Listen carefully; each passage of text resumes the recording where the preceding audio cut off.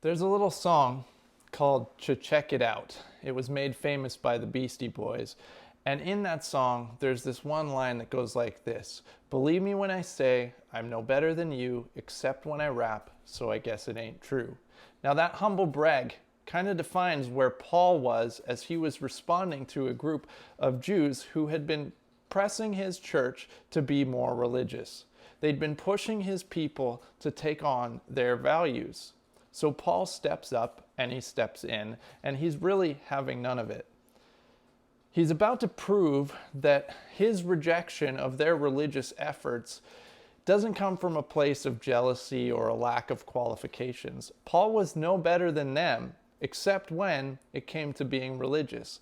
Paul was no better than them, except when it came to being Jewish. In Philippians 3:4-6, Paul gives this detailed account of his life story.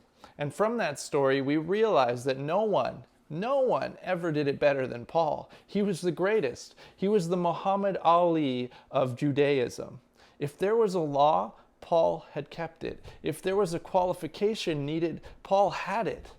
But that's not the whole story. When we get to verse 7, there's a major turning point in the game. The moment when Paul realizes that following the rules isn't the key to his relationship with God.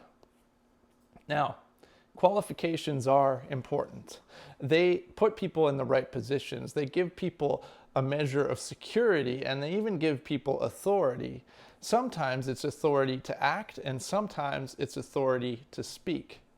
Law enforcement, for example, has the authority to act when a crime has been committed, and they also have the authority to speak to the level of misconduct in our communities. Medical professionals have the authority to act when a patient needs treatment, but they also have the authority to speak to a variety of different health concerns, and we've seen that quite a bit lately. So Paul is calling on his qualifications here, not to act on them, but to speak from them. He's positioning himself as an authority on religion and law keeping, and he does this by using one of the most powerful weapons we have at our disposal: storytelling. Paul's story is the tale of a giant reduced to his knees. Like Goliath, Paul found himself on the wrong side of the battle, trusting his own strength for victory. See, Paul was born a Jew. He was circumcised on the 8th day after he was born, which is the Levitical law prescribed in Leviticus 12:3. You can look that one up if you want.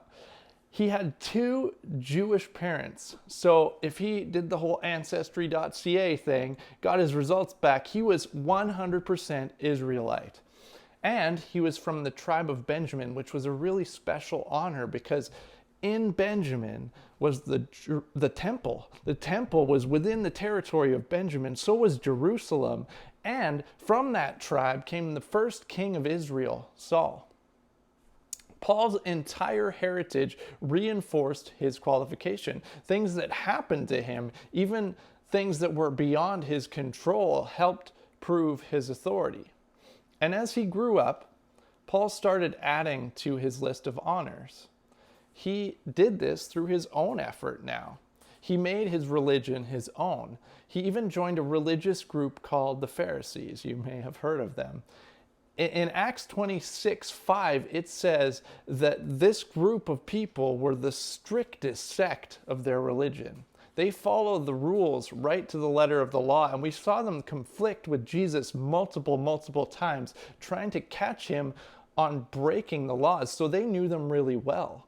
Basically, Paul was on the A team. Now, before Paul became a Christian, he was also intensely caught up in his beliefs, and he was even persecuting the church, running down her members for trial and execution. Christians feared Paul. He was basically Darth Vader. But Paul didn't see anything wrong with his beliefs. In his eyes, he was righteous. In his eyes, and when it came to the law, he was blameless. No one reading this letter could really argue those qualifications. His heritage and his actions, they both validated him as the most passionate Jew who ever lived. But that was before the giant fell. That was before the road to Damascus. And that was before Paul met Jesus. If you've never read his story of conversion, look up Acts 9, 1-19, and just experience his incredible tale of changing, of life change in that moment. And everyone eventually encounters a moment like Paul did, when their qualifications encounter something so incredibly overwhelming that they don't seem to matter. They become irrelevant. That's when pride suddenly and quickly becomes humility. Your work ethic, your business sense, your artistic eye, they can't shape your eternity. And your heritage, your theology, even your church can't create even an ounce of righteousness in you. That's all Jesus. And that was the turning point for Paul, when he realized the complete irrelevance of his qualifications. When Paul encountered Jesus, he met someone so incredibly precious that they captured his attention. He was transfixed. Nothing else around him mattered anymore. Verse 7 says it this way: I once thought these things were valuable.